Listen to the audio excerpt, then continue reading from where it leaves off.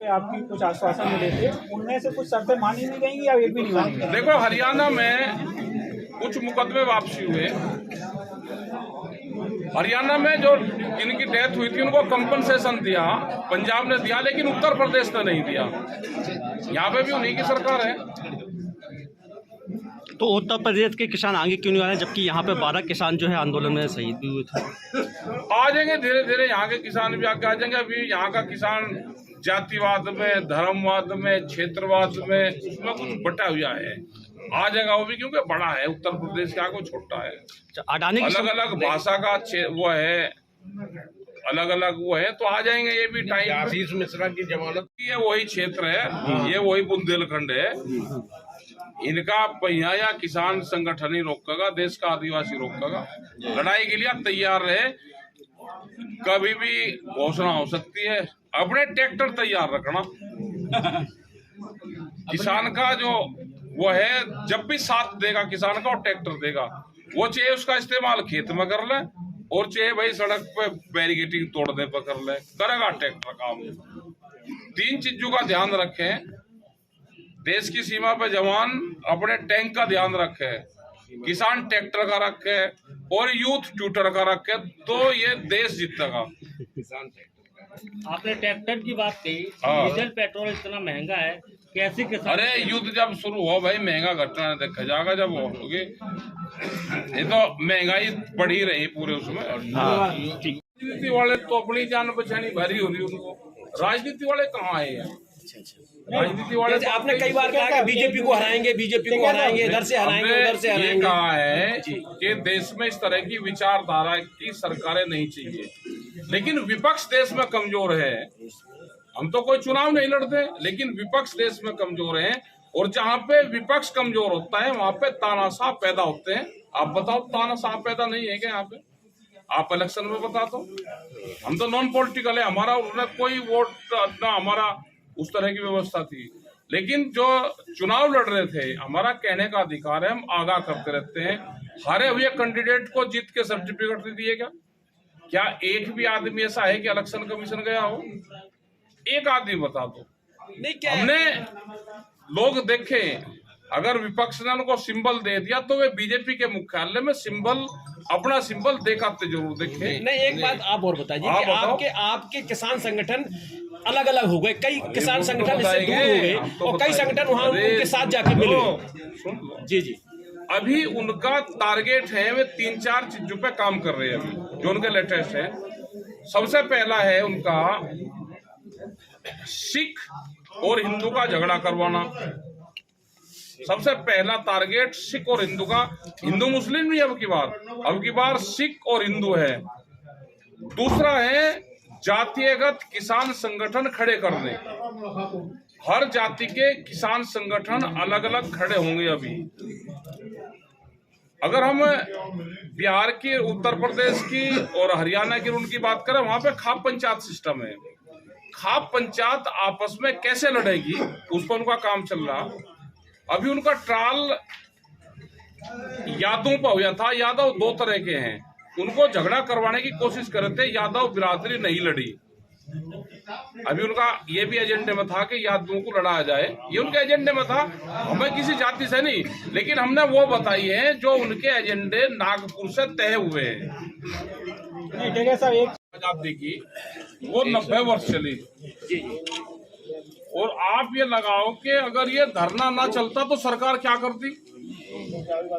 भाई आंदोलन चलने के बावजूद भी सरकार इतनी टाइट है, देश को लूटने पर लग रही। अगर देश में ये आंदोलन ना चले तो फिर क्या हाल होता?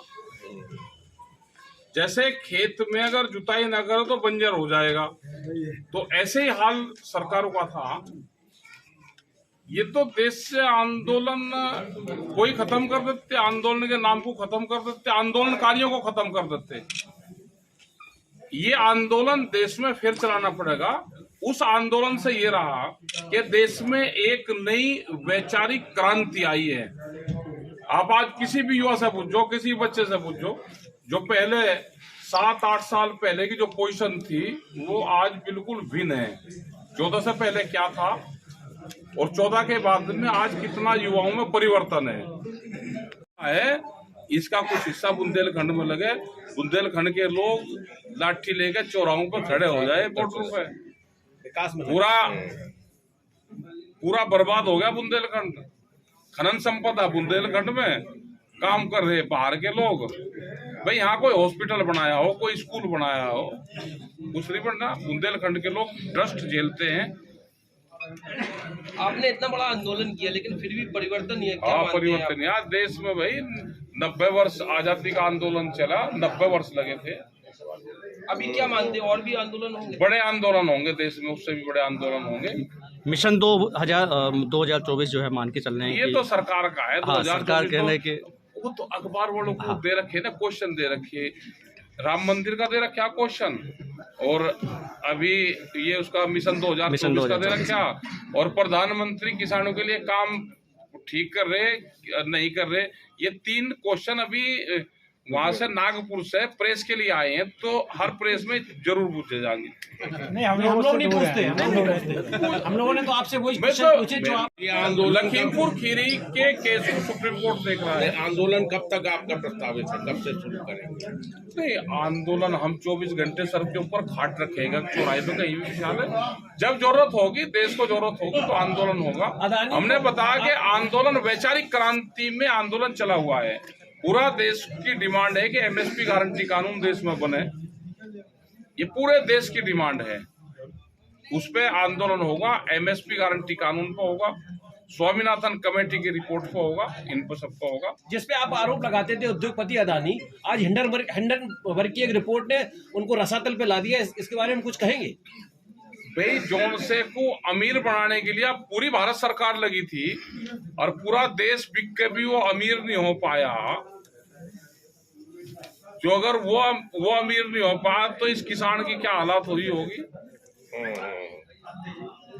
ये देश को लूट कर ले जाएंगे। दूसरा हर्षद मेहता बनेगा, इनसे बचकर हो।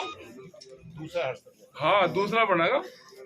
अब किसानों के लिए क्या रणनीति रहेगी? रणनीति किसानों के लिए रहे, किसान एकजुट रहे, अपनी जमीन, फसल और नस्ल और जमीन बचाने के लिए आंदोलन के लिए तैयार है। अपनी जमीन ना बेचे। महंगी जमीन किसान बेचता है, व्यापारी खरीदता है। सस्ती जमीन किसान खरीदता है, व्यापारी बेचता है। जमीन महंगी हो रही तो इसका मतलब किसान के हाथ से जमीन जाएगी। बुंदेलखंड के लिए कोई विशेष और वैचारिक क्रांति दुनिया में जब भी आती है तो परिवर्तन करती है। ये तो तानाशाह है, और जिस देश में विपक्ष कमजोर होता है वहां तानाशाहों का जन्म होता है। तो हिंदुस्तान में तानाशाहों का जन्म हो चुका है, इनका मुकाबला करना पड़ेगा। इस आंदोलन में आने वाले टाइम पे और जो समस्या होगी, इसमें सब लोग इस आंदोलन की भागीदारी बनेंगे। अभी जो इनकी नई पॉलिसी आ रही है, साप्ताहिक बाजार देश से बंद होंगे। उसमें करीब 4 करोड़ जो दुकानदार है वे खत्म होंगे, और करीब 20 करोड़ लोग उससे प्रभावित होंगे। और महंगाई 4 करोड़ समथिंग 4.5 करोड़ के लोग हैं जो साप्ताहिक बाजार में काम करते हैं, जिनका व्यापार चलता है, और 20 करोड़ से ज्यादा लोग जो उससे खरीद करते हैं। भाई वो टैक्स दे देते, सस्ता खरीदते हैं, सस्ता बेच देते हैं कंज्यूमर को। तो एक बहुत बड़ी मार्केट की यहाँ तलाश कर जा रही है हिंदुस्तान में। जो बड़ी कंपनियां हैं उनकी नजरें हिंदुस्तान की जनसंख्या और हिंदुस्तान की मार्केट पे है। कुछ लोगों ने आपके ऊपर भी निशाना साधा और ये कहा कि कभी हरी पगड़ी पहनते थे, आज नारंगी पहनने। हाँ, नारंगी पहने। भाई ये नारंगी पगड़ी समाज की थी, ये समाज की रहेगी। ये संत महात्माओं की पगड़ी है। हम तो उनकी ये चोरी ना कर ले। ये चोरी करने वाले थे बीजेपी के लोग, इसको चोरी कर रहे थे तो चोर पकड़े गए माल समेत। ये उनका ही नहीं, इनकी काली टोपी है, ये अपनी काली टोपी ओढ़ रहे हैं। आप ना बताओ ना इनकी काली टोपी है, सब बताओ। उनका एक आरोप और था कि